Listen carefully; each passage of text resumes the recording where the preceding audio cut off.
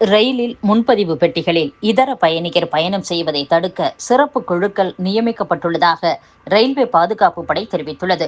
இதுகுறித்து ரயில்வே பாதுகாப்பு படை அதிகாரிகள் கூறும்போது, கோடை விடுமுறையில் வழக்கத்தை விட ரயில்கள் மற்றும் ரயில் நிலையங்களில் பயணியர் கூட்டம் அதிகமாக உள்ளது. இதனால் கண்காணிப்பு பணிகள் அதிகப்படுத்தப்பட்டுள்ளன. முன்பதிவு செய்யாத பயணியர் திடீரென முன்பதிவு பெட்டிகளில் ஏறி பயணிக்கின்றனர்.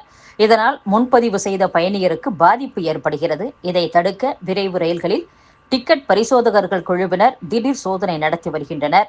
சென்னை, கோவை, திருச்சி, மதுரை வழித்தடங்களில் செல்லும் ரயில்களில் ரயில்வே பாதுகாப்பு படை குழுவினரும் சோதனை நடத்தி வருகின்றனர். ஒவ்வொரு குழுவிலும் 3 பேர் இருப்பர்.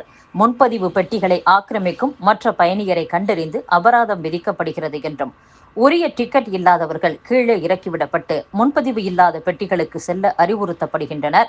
டிக்கெட் இல்லாமல் வருவோருக்கு குறைந்தபட்சம் 500 ரூபாய் அபராதம் விதிக்கப்படுகிறது என்றும் ரயில்வே அதிகாரி கூறியுள்ளார். மத்திய திட்டக்குழுவிற்கு மாற்றாக பிரதமர் மோடி தலைமையில் நிதி ஆயோக் அமைப்பு உருவாக்கப்பட்டுள்ளது. மத்திய பட்ஜெட் தாக்கலுக்கு பின் ஒவ்வொரு ஆண்டும் நிதி ஆயோக் ஆலோசனைக் கூட்டம் நடப்பது வழக்கம். இதில் அனைத்து மாநில முதலமைச்சர்களும் பங்கேற்க அழைப்பு அனுப்பப்படும். மாநில திட்டங்களுக்கு தேவையான நிதி ஒதுக்கீடு குறித்து இந்த கூட்டத்தில் முதலமைச்சர்கள் எடுத்துரைப்பர்.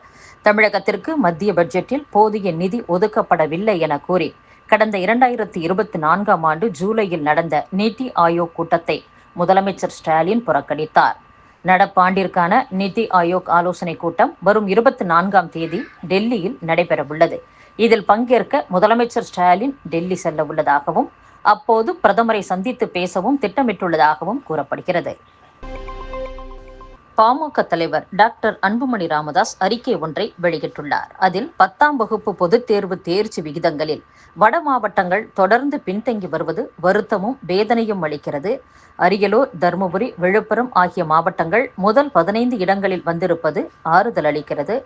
ஆனால் கடைசி 10 இடங்களில் வேலூர், கள்ளக்குறிச்சி, திருவள்ளூர், செங்கல்பட்டு, சென்னை, ராணிப்பேட்டை, சேலம், திருப்பத்தூர் என 8 வட மாவட்டங்கள் இருப்பது கவலை அளிக்கிறது. கடந்த 40 ஆண்டுகளுக்கு மேலாக இதே நிலைதான் நீடிக்கிறது. வட மாவட்ட அரசு பள்ளிகளில் ஆசிரியர்கள் பற்றாக்குறை உள்ளது. கட்டமைப்பு வசதிகளும் இல்லை. மக்களின் சமூக பொருளாதார காரணிகளும் தேர்ச்சி குறைய காரணமாகின்றன. தமிழக அரசுக்கு உண்மையாகவே சமூக நீதி பார்வை இருந்திருந்தால் இந்த பிரச்சினைக்கு எளிதில் தீர்வு கண்டிருக்க முடியும். ஆனால் மாற்றாந்தாய் வட மாவட்டங்களுக்கு கல்வித்துறையில் எப்போது விடியல் ஏற்படும் என்பது தெரியவில்லை. வட மாவட்டங்கள் கல்வியில் முன்னேறாவிட்டால் ஒட்டுமொத்த தமிழகமும் முன்னேற முடியாது. இதை தமிழக அரசு உணர்ந்து வட மாவட்ட மக்களின் வாழ்க்கை தரத்தை உயர்த்தவும், கல்வி வளர்ச்சிக்காகவும் சிறப்பு திட்டங்களை செயல்படுத்த வேண்டும் என்றும் டாக்டர் அன்புமணி ராமதாஸ் கூறியுள்ளார். அனைத்து மகளிருக்கும் பாகுபாடின்றி உரிமை தொகை வழங்க வேண்டும். அப்போதுதான் அவர்களது பொருளாதாரம் வளர்வதுடன் கிராம பொருளாதாரமும் மேம்படும். மற்ற திட்டங்களை விட நேரடியாக மகளிருக்கு உரிமை தொகை வழங்க வேண்டும் என்று காங்கிரஸ் எம்பி கார்த்தி சிதம்பரம் கூறியுள்ளார். பொள்ளாச்சி பாலியல் வழக்கு தீர்ப்பை நீதிமன்றம் மட்டுமே தந்தது. இதற்கு யாரும் சொந்தம் கொண்டாட முடியாது.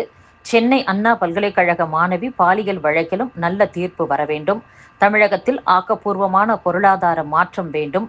மின் வாரியத்திற்கு மட்டுமே 1 லட்சம் கோடி ரூபாய் கடன் உள்ளது. இத்துறையில் இருந்து வரும் வருமானம் முழுவதையும் அக்கடனுக்கான வட்டியைத்தான் கட்ட முடியும். தமிழகத்திற்கு அதிக முதலீடு வருவதால் வளர்ச்சியடைந்த மாநிலமாகத்தான் பார்க்கிறோம் என்றும் கார்த்திக் சிதம்பரம் கூறியுள்ளார். அதிமுக முன்னாள் அமைச்சர் ஆர்.பி. உதயகுமார் செய்தியாளர்களை சந்தித்தார். அப்போது அதிமுக அரசு நிறைவேற்றிய சாதனைகளையும் திமுக ஆட்சியில் நடக்கும் வேதனைகளையும் மக்களிடம் விளக்கிடும் நோக்கில் திண்ணை பிரச்சாரம் செய்து வருகிறோம். தமிழகத்தில் எந்த பிரச்சனை நடந்தாலும் அதை திசை திருப்பும் வகையில் திமுகவினர் மத்திய அரசு மீது புகார் கூறுகின்றனர். முதலமைச்சர் ஸ்டாலின் இல்லாத பிரச்சனைக்கு தீர்மானம் போடுவது, குழு அமைப்பதைத்தான் செய்து வருகிறார். இதை தவிர வேறு எதுவும் ஸ்டாலினுக்கு தெரியாது. ஸ்டாலின் கூட வேகமாக நடக்கிறார். ஆனால் அவருடைய நிர்வாகம் நீண்ட தூக்கத்தில் இருக்கிறது. திமுக ஆட்சியில் கடந்த 4.5 ஆண்டுகளில் வாங்கிய கடன் தொகை 4.50 லட்சம் கோடி ரூபாய்.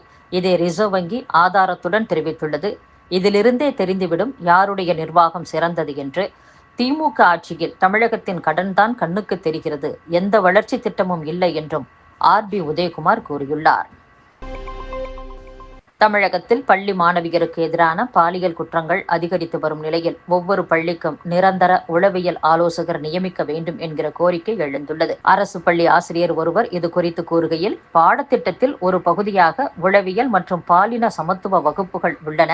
நேரமின்மை காரணமாக பல ஆசிரியர்கள் அவ்வகுப்புகளை தவிர்க்கிறார்கள். நிரந்தர உளவியல் ஆலோசகர் நியமிக்கப்பட்டால் இணையவழி தவறுகள், போதை பழக்கம் மற்றும் பாலியல் பிரச்சனைகள் போன்றவற்றில் இருந்து மாணவர்களை பாதுகாக்க முடியும் என்று கூறினார். இதுகுறித்து தமிழ்நாடு உளவியல் சங்க தலைவர் பாலமுருகன் கூறுகையில், அரசு பள்ளிகளில் பெரும்பாலும் ஏழை எளிய மற்றும் நடுத்தர குடும்பங்களைச் சேர்ந்த மாணவர்களே கல்வி பெறுகிறார்கள். அவர்களின் குடும்ப சூழ்நிலைகள், சமூக பிரச்சனைகள் மற்றும் அவற்றால் ஏற்படும் உளவியல் பாதிப்புகள் மாணவர்கள் தவறான பாதையில் செல்லும் வாய்ப்பை அதிகரிக்கின்றன. ஒவ்வொரு பள்ளியிலும் முழு நேர உளவியல் ஆலோசகர்கள் நியமிக்க வேண்டும். இக்கோரிக்கையை அரசின் கவனத்திற்கு ஏற்கனவே பலமுறை கொண்டு சென்றுள்ளோம். இன்னும் நடவடிக்கை எடுக்கவில்லை என்று கூறியுள்ளார்.